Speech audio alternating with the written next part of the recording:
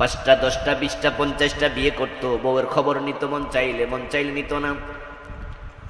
এই যে টিস্যু আমার হাতে, আমরা এটা দিয়া মুখ মুছে চোখ মুছে থুতু মুছে ফেলে দেই, এটার আর খবরও রাখি না কই গেছে। নারীদের সাথে তারা টিস্যু পেপারের মতো আচরণ করতো। প্রিয় ভাইয়েরা, পুরুষটার বিয়ে করতে পারে, ইসলামে অনুমতি আছে। এটা কি আবশ্যক ওয়াজিব করতেই হবে এরকম কিছু না, যদি প্রয়োজন হয়। শর্ত হলো সবার সাথে সমান ব্যবহার, অধিকার সমান দিতে হবে। ওয়া ইন খিফতুম আল্লা তা'দিলু ফাওয়াহিদা। যে ব্যক্তির অধীনে একাধিক স্ত্রী থাকবে আর সে তাদের মাঝে সমতা বিধান করবে না, হাসরের দিন আল্লাহর সামনে হাজির হবে, তখন তার পাঁজরের এক পাশ থাকবে না। আল্লাহ তাআলা সূরা নিসা নাযিল করলেন নারীদেরকে নিয়ে।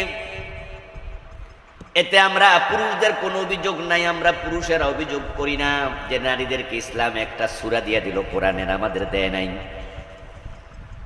আমরা এই জন্যই অভিযোগ করি না, কারণ কোরআন যে যুগে এসেছিল ওই যুগে নারীদের কোনো সম্মান ছিল না। নারীরা আমাদের মায়ের জাত, পুরুষের জান্নাত কোনো না কোনো নারীর পায়ের নিচে, ঠিক না?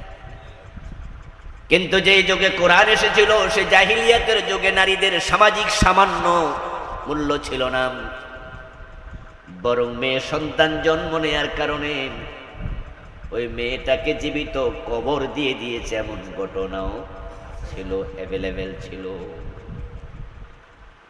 মেয়েদেরকে তারা জীবিত কবর দিত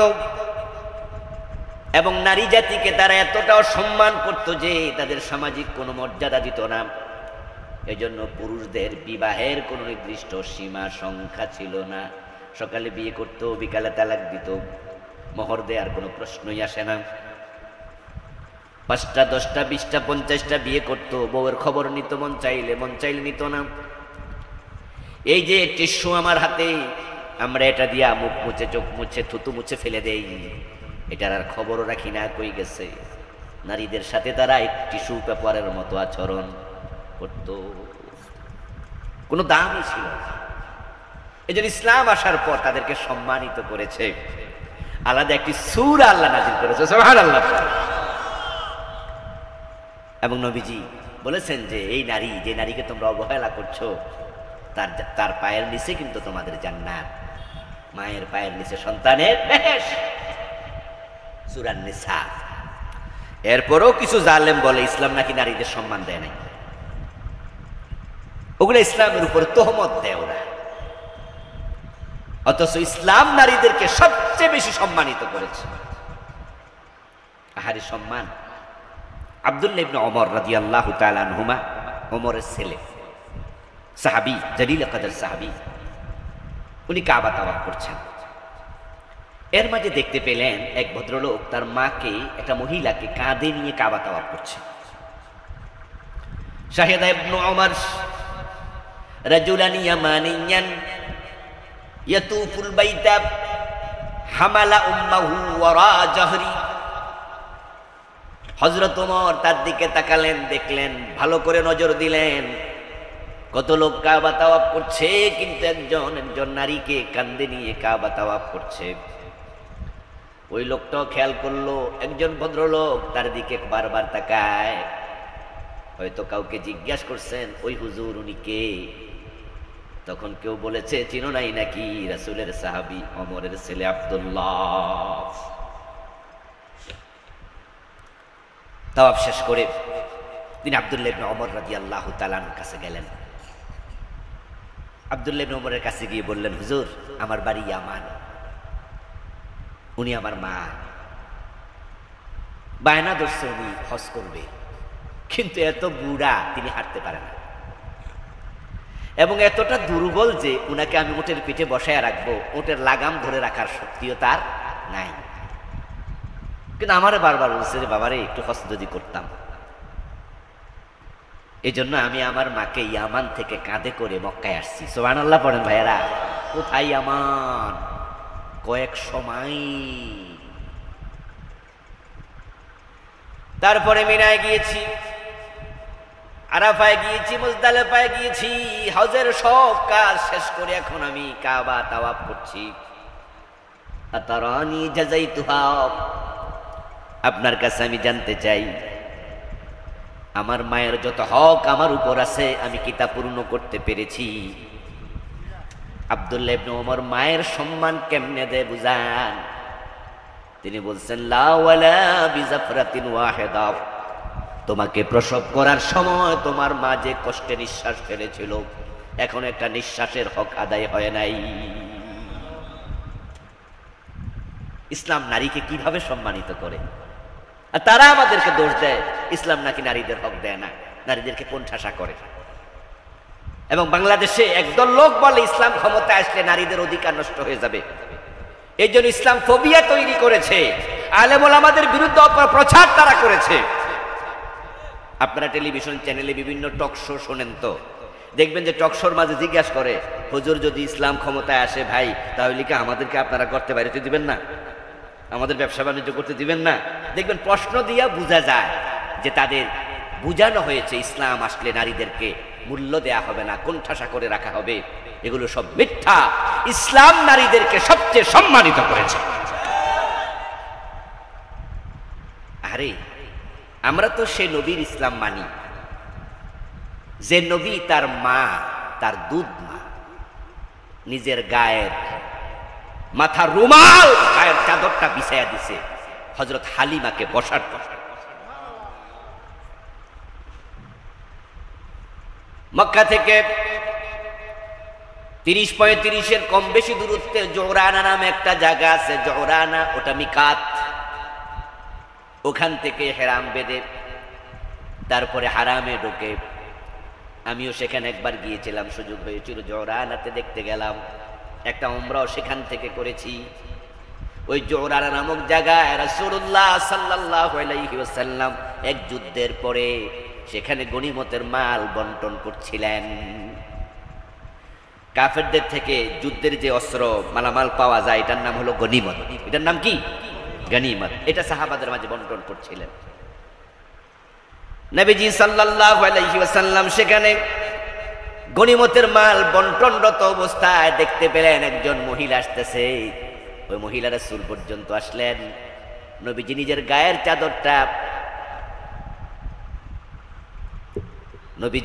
গায়ের চাদরটা মাটির মাঝে বিছায়া ওই মহিলাকে বসার জন্য আমন্ত্রণ জানালেন।